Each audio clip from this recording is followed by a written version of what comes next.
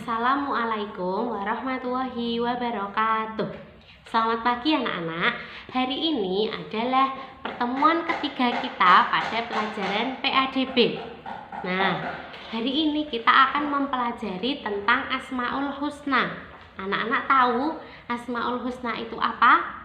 Nah, Asmaul Husna itu adalah nama-nama yang indah yang hanya dimiliki oleh Allah. Jumlahnya ada 99. Biasanya kalau anak-anak itu sudah membaca Bismillahi bada'na walhamdulillahirobbilalamin, itu namanya Asmaul Husna. Ada ya Rahman, ya Rahim, ya Malik, ya Kudus, ya Salam, ya Mukmin, dan seterusnya. Itu ada 99. Nah, 99 ini semua ini mencerminkan sifat yang dimiliki oleh Allah. Apa saja? Sangat banyak sekali. Akan tetapi yang akan kita pelajari pagi hari ini ada 4. Yang pertama, Al-Mumit. Al-Mumit itu artinya Allah Maha Mematikan. Maksudnya apa? Maksudnya Allah itu yang berkuasa atas kematian semua makhluknya.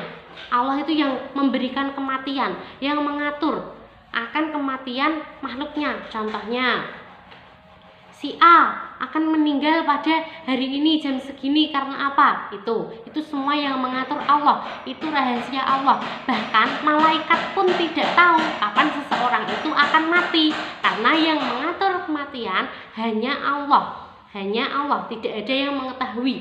Jin pun tidak tahu kapan seseorang akan mati.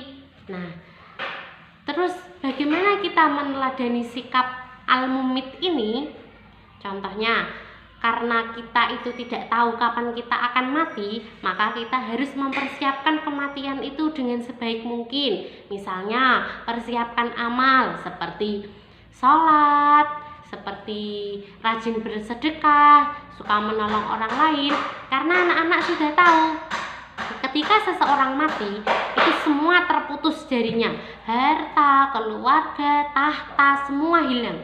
Yang menemani dia ketika mati hanya amal kebaikan. Nah, kalau orang semasa hidupnya melakukan banyak kebaikan, berarti nanti dia setelah mati akan bahagia pula.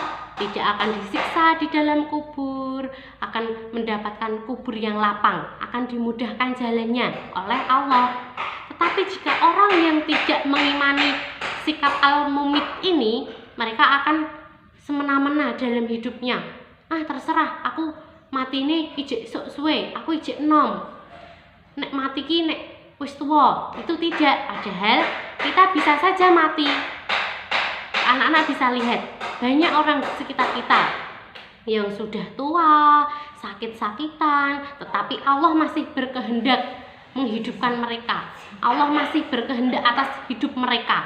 Mereka tidak meninggal, akan tetapi orang yang sehat, yang masih muda, bahkan bisa tiba-tiba saja langsung meninggal, entah karena kecelakaan, serangan jantung, atau apapun. Jadi mati itu kuasa Allah sepenuhnya. Manusia tidak bisa ikut campur kecuali berdoa. Itu sifat Allah yang Al-Mumit, artinya Allah Maha Mematikan. Yang kedua, Al-Hayyu. Al-Hayyu ini artinya Allah Maha Hidup, Allah Maha Menghidupkan.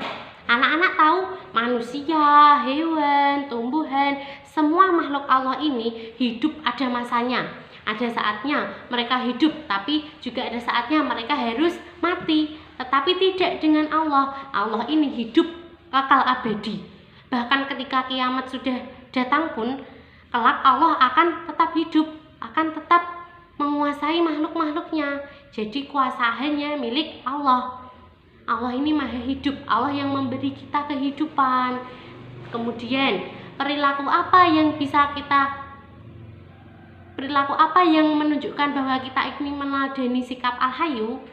Nah, karena kita sudah diberi hidup oleh Allah, kita harus menggunakan hidup ini dengan sebaik mungkin. Silakan anak-anak rajin belajar, membantu orang tua, suka mengaji, suka memberi. Pokoknya anak-anak bisa melakukan hal kebaikan apapun di hidup ini.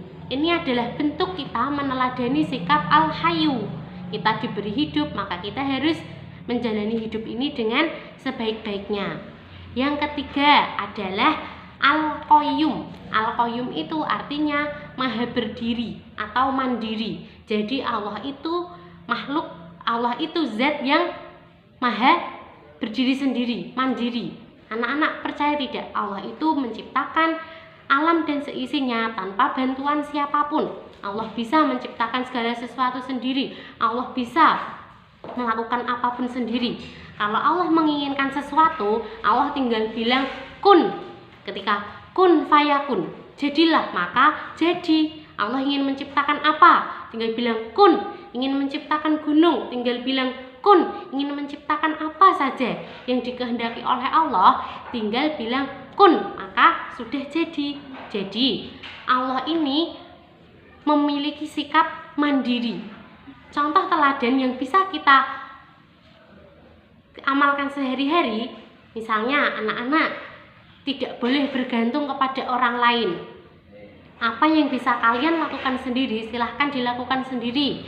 Contoh sederhana, ketika di sekolah disuruh mengerjakan, diberi tugas sama bu guru sama pak guru, silahkan kerjakan sendiri, tidak usah bergantung pada temannya.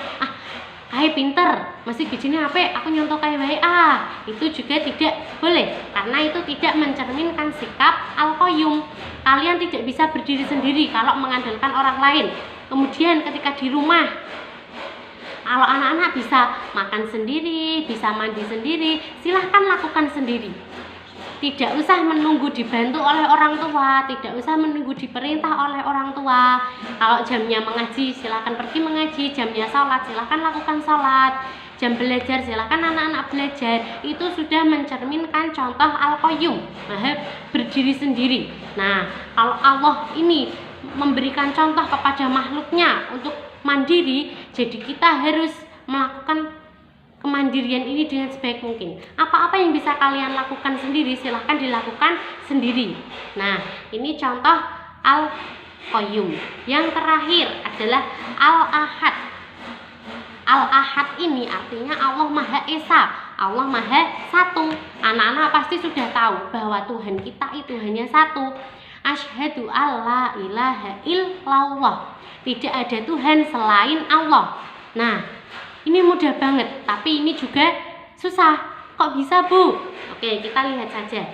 Kita itu sudah diberitahu, sudah tahu sejak awal bahwa Tuhan kita itu hanya satu.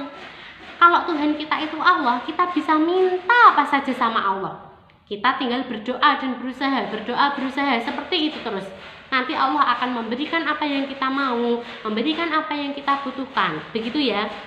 Tapi susahnya bagaimana, Bu? Susahnya kita itu sudah tahu Tuhan kita itu Allah. Banyak sekali orang yang masih datang ke dukun, yang masih percaya dengan hal-hal gaib. Misalnya mereka minta sama pohon, mereka menyembah pohon, mereka punya keyakinan bahwa pohon ini bisa memberikan apa yang mereka mau. Itu salah. Kemudian yang suka datang ke mbah dukun, mereka minta pesugihan, mereka minta diberikan kekayaan. Itu juga salah. Padahal yang maha kaya itu Allah, yang maha memberi segalanya itu Allah. Kita punya Tuhan, kita bisa minta sama Tuhan. Kita tidak perlu mbah dukun itu, tidak perlu benda-benda gaib seperti keris, seperti pohon. Ya, jadi seperti itu. Allah itu satu, Allah itu Esa. Nah, contoh kalian meneladani dalam kehidupan sehari-hari bisa kalian lakukan dengan cara kalian selalu mengisahkan Allah. Kalian harus selalu mengingat Allah. Kalian dengan cara kalian sholat, dengan cara kalian mengaji, itu sudah menunjukkan bahwa kalian itu percaya Tuhan itu Allah, Tuhan itu satu, tidak ada duanya. Tidak perlu pergi ke mbah dukun, tidak perlu pergi ke tempat-tempat yang dipercayai dapat memberikan keajaiban, dapat memberikan keberkahan. Padahal berkah itu yang memberikan Allah. Nah, itu adalah contoh sikap meneladani Al-Ahad. Nah, Allah itu satu tetapi bisa menguasai segalanya. Allah itu bisa mengendalikan segalanya. Nah, bahkan anak-anak bisa lihat pada surat Al-Ikhlas, Qul huwallahu ahad, Allahus somad, lam yalid walam yulad. yulad.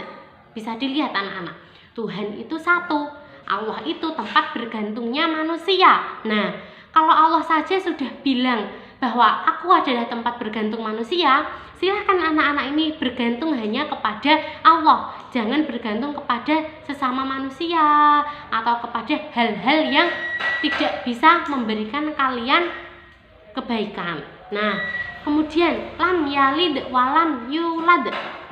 Allah ini tidak beranak dan tidak pula diperanakkan. Jadi Allah itu tidak punya orang tua, tidak punya anak, tidak punya pasangan, tidak punya suami, tidak punya istri.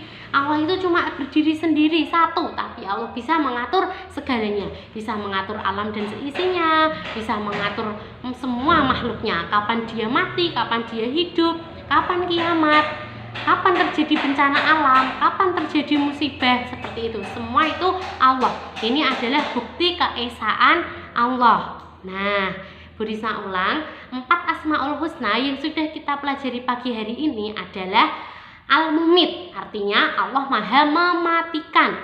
Yang kedua, Al-Hayyu, Allah Maha menghidupkan. Yang ketiga, Al-Qayyum, Allah Maha berdiri, Allah Maha mandiri. Dan yang terakhir adalah Al-Ahad, Allah itu Maha Esa atau Maha Satu. Nah, karena Bu Risma sudah menjelaskan, tugas anak-anak hari ini adalah merangkum atau meringkas apa yang sudah disampaikan oleh Bu Risma. Silakan anak-anak menulis kembali apa yang kalian tangkap, apa yang kalian pahami, ya. Ditulis kembali di buku tulis. Kemudian hari Sabtu dikumpulkan ke sekolah.